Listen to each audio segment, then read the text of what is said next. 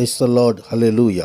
சீயோன் வேதாகம ஆய்விற்கு அன்போடு கூட இயேசு கிறிஸ்துவின் நாமத்தில் உங்களை வரவேற்கிறேன். இன்றைய தினத்திலும் உன்னத பாட்டின் புஸ்தகம் முதல் 4 அதிகாரங்களை தியானிக்க சர்வ வல்லமையுள்ள தேவன் நமக்கு கிருபை பாராட்டுவாராக.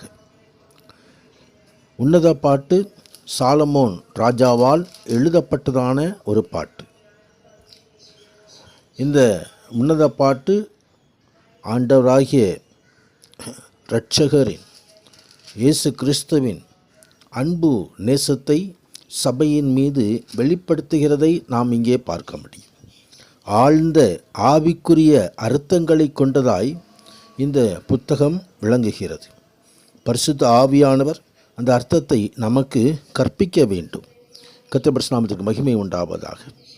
இங்கே முதல் அதிகாரத்திலே பிரியமானவள் மற்றும் தோழிகள் மற்றும் நேசர் இவர்களின் சத்தங்களை நாம் இங்கே பார்க்க முடியும். அவருடைய நேசத்தை நாம் இங்கே பார்க்க முடியும். கர்த்தருடைய நேசம் அது ஆத்தும நேசருடைய சத்தம் என்று இங்கே பார்க்க முடியும். கர்த்தருடைய பரிசுத்த நாமத்திற்கு மகிமை உண்டாவதாக. ஆத்தும நேசரே, உமது மந்தையை எங்கே மேய்த்து அதை மத்தியானத்திலே எங்கே மடக்குகிறீர் எனக்கு சொல்லும். உமது தோழரின் மந்தைகள் அருகே அலைந்து திரிகிறவனைப் போல நான் இருக்க வேண்டியதென்ன என்று சொல்லி ஆத்தும நேசரை பார்த்து இதோ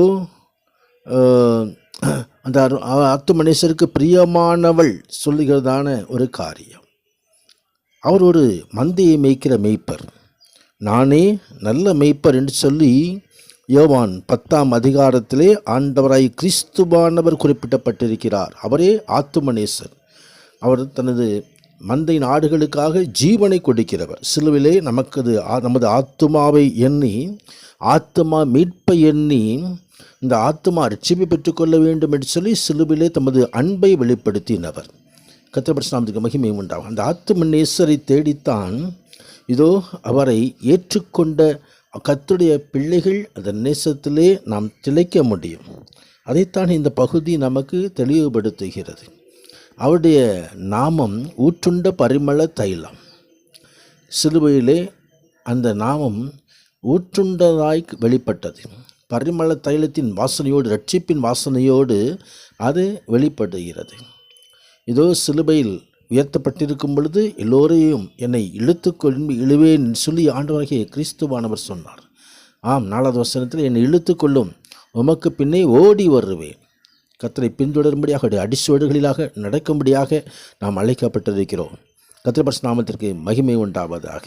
இதோ ஆத்தும நேசருடைய சத்தம், என் பிரியமே, பார்வோனுடைய ரதங்களில் போன்றிருக்கிற பரிகள் பஞ்சுக்கு உன்னை ஒப்பிடுகிறேன் என்று சொல்லி பார்வோன் ரதத்திலே போடப்பட்ட குதிரைகளுக்கு, குதிரைகள் யுத்த நாளுக்கென்று ஆயத்தமாக்கப்படும். ஜெயமோ கர்த்தரால் வரும். ஜெயத்தை பெற்றுக்கொள்ளும்படியாக கர்த்தருடைய பிள்ளைகள் அழைக்கப்படுகிறார்கள். கர்த்தருடைய பரிசுத்த நாமத்திற்கு மகிமை உண்டாவதாக.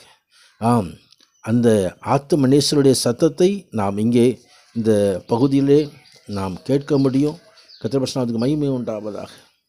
2வது அதிகாரத்திலே அந்த ஆத்துமநேசருடைய சத்தம் அழைப்பு கொடுக்கிறதை நாம், ஒரு அழைப்பின் சத்தம். எல்லோரும் இடத்தில் வாருங்கள் என்று அழைக்கிற கர்த்தருடைய சத்தம்.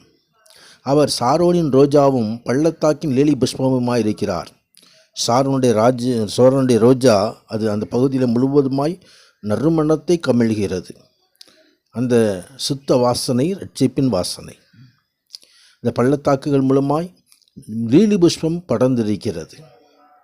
ஆனால் கர்த்தருடைய பிள்ளைகள் முள்ளுகளுக்குள்ளே லீலி புஷ்பம் எப்படி இருக்கிறதோ அப்படியே குமார்த்திகளுக்குள்ளே எனக்கு பிரியமானவள் இருக்கிறாள். முள்ளுகளுக்குள்ளே லீலி புஷ்பம் அது முள்ளினால் சேதப்படுத்தப்படுகிறது. காற்று அடிக்கும் பொழுது முள்ளிலே பட்டு ஆனாலும் அதிலிருந்து வாசனை அந்த பள்ளத்தாக்கு முழுவதுமாய் அது வீசுகிறது.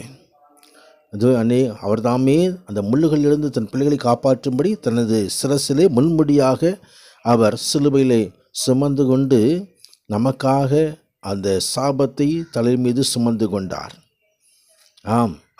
அவர் கிச்சிலி மரமாய், நிழல் தருகின்ற மரமாய் தன்னை எல்லோரும் அந்த நிழலிலே வந்து இளைப்பாறு அழைக்கிற சத்தம் அந்த நேசருடைய சத்தம். இது என் நேசருடைய சத்தம். இதோ மலைகள் மேல் குதித்து மேடுகளின் மேல் துல்லியும் வருகிறார். கர்த்தருடைய பரிசுத்த நாமத்துக்கு மகிமை உண்டாவதாக. ஆம், அவருடைய சத்தம் நாம் வேதத்திலே கேட்க முடியும். அதை வாசிக்கும் பொழுது அவருடைய சத்தம் நமக்கு உண்டாகிறது. அது அன்பின் சத்தம், அது நேசருடைய சத்தம். ஆம், அவர் என் நேசர், என்னுடையவர், நான் அவருடையவள், லீலி புஷ்பங்களுக்குள்ளே மேய்கிறார். கர்த்தருடைய பரிசுத்த நாமத்துக்கு மகிமை உண்டாவதாக. 3வது அதிகாரத்திலே இந்த ஆத்தும நேசரை தேடும்போது ஏற்படுகிறதான சோதனைகளை குறித்து வேதம் தெரிவிக்கிறது. சோதனை காலங்கள் நமக்கு உண்டு. சோதனை காலங்களில் தப்பும்படி தேவனது கிருபை செய்கிறார். நேசரை கண்டீர்களா என்று சொல்லி தேடும்படியான காரியம். சோதனை காலத்திலே நேசர் எங்கே போனார் என்று சொல்லி தேடுகிற காரியம். 4வது அதிகாரத்திலே அந்த நேசரின் சத்தம் அது கர்த்தருடைய பிள்ளைகளை கவர்ந்து கொள்கிற சத்தமாக இருக்கிறது. என் பிரியமே ரூபவதி பழுதொன்றும் இல்லை. ஆம், அவர் தாமே நமக்கு பழுது இல்லாமல் பாவம் இல்லாமல் பரிசுத்தமாய் காத்து வருகிற தேவன். அவருக்காய் நாம் எழுந்து கன்னிகளை கொடுப்போம், அவருடைய நாமத்தை மகிமைப்படுத்துவோம். அவர் தாமே தன் தியான வெளியில் பங்குபடி ஒவ்வொரு ஆசீர்வதிப்பாராக. பரிசுத்த நாமத்துக்கு மகிமை உண்டாவதாக. ஆமேன், ஆமேன்.